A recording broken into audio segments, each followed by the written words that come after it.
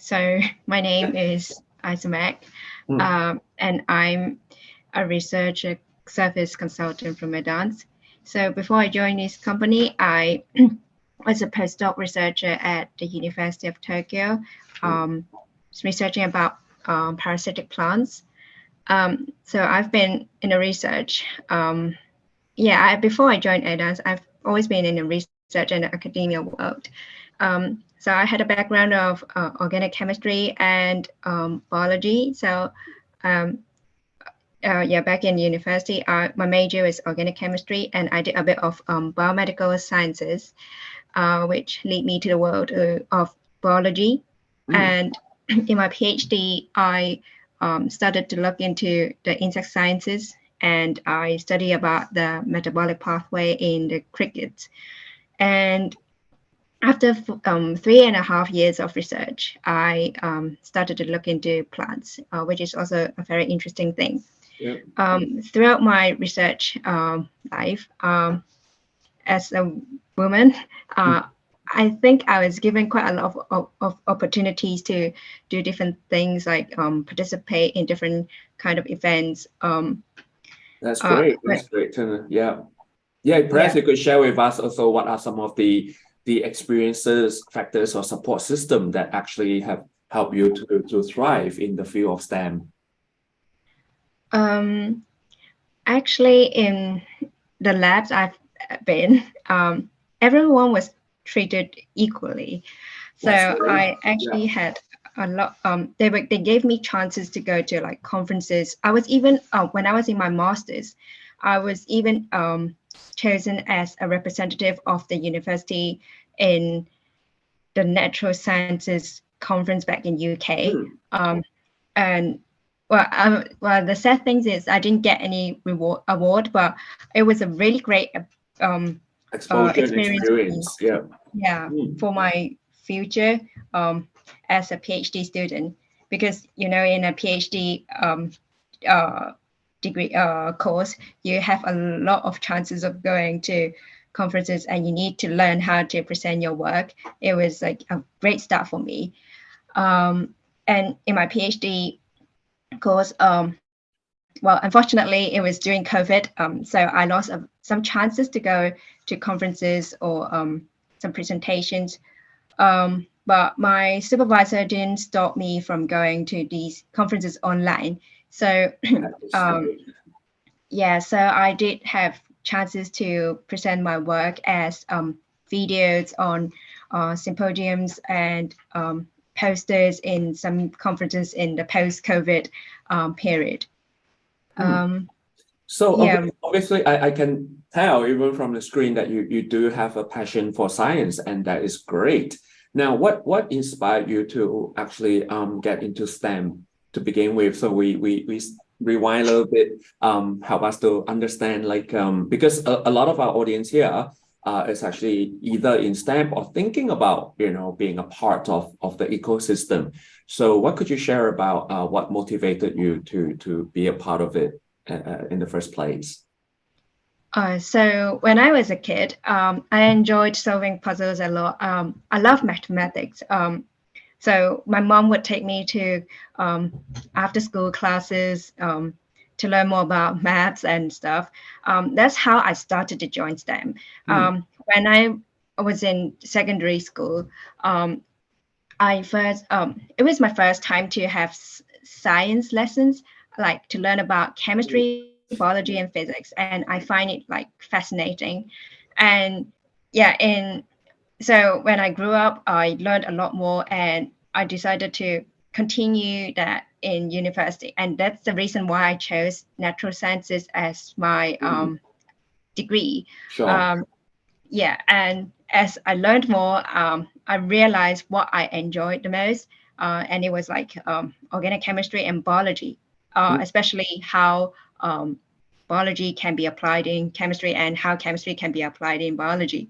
mm, That's how I focus on um, a more narrow subject and mm. PhD. You realize your specialization. Now, The thing is, it's really heartening and encouraging to hear that you have been given equal opportunity and all the exposure that you have gained. Now, would you say that your supervisor served like a mentor or role model to you for your career or your personal life in enabling you to actually reach the success that you wanted?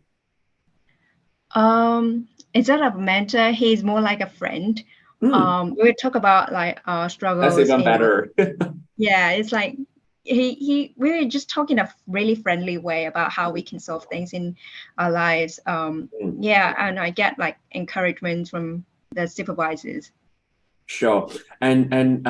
So you mentioned encouragement. So now the next question I'm going to ask you is that, well, of course, there will be moments of feeling discouraged or hitting a roadblock, as we all experience in the journey of research. Now, can you share with us some tips or insights on how you actually continue with the motivation and to not throw the towel in? I guess you have to have a good relationship with your co-workers. So at one point, I didn't have a great experience in my research career. It was one of my supervisors he was a bit so he didn't respond to my questions for like a month. So I was kind of depressed at that time. But more importantly, you need to find someone to talk to, and you need to get some help from people around you. And these people did really help me, and they came up with a solution for me.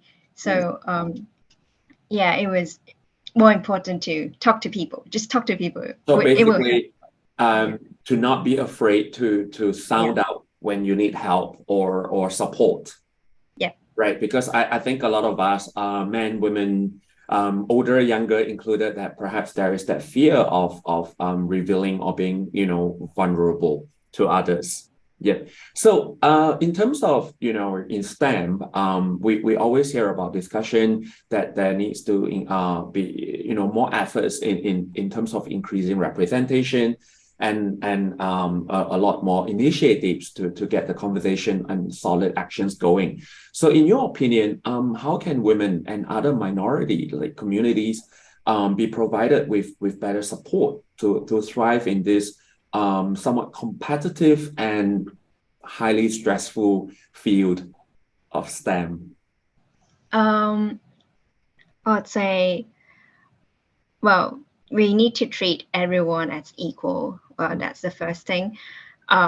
Everyone with the ability should have the opportunity to try things in STEM. I know STEM is not easy, but they should be given the opportunity. For the poor, you need to like provide opportunity for them to learn about it, like for them to like reach the field.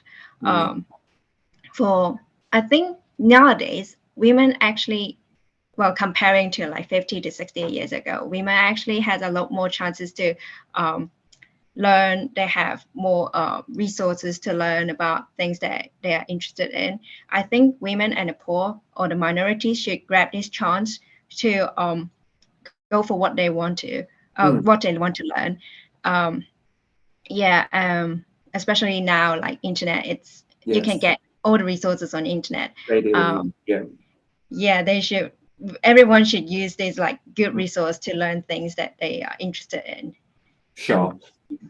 So in essence, it's like, do not be afraid to of any perhaps feeling or any bias inherent or otherwise in pursuing what you want to do. Now, though that's really encouraging and really motivating as well. Now, just to round this up, would there be any tips for women and girls who are looking to enter into the field of STEM? Any personal experiences, anecdotes that you can share?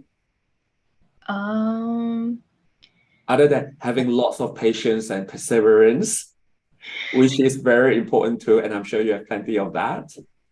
Yeah. I mean, the girls shouldn't be. I know, like in some of the STEM subjects, for example, as far as I know, engineering, the majority is still male. Yes.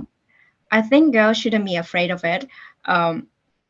They should do it if they are interested in it. Also, I think that universities and schools can also promote it in a better way, and not to emphasize it as a subject that is for male students only. Yeah, I think girls just need to be brave about this. Sure. And No, just I try. absolutely agree, especially in the field of research. I mean, the disciplines, they shouldn't be assigned a gender, so to speak, like engineering are for male and social sciences or whatever are perhaps not so much. Yeah, so no, really great to have you here today, Asa. And thank you for your insights and for generously sharing your experiences with us. So we look forward to speaking with you in this topic and many others. And see you soon. Thank you very much. Thank you.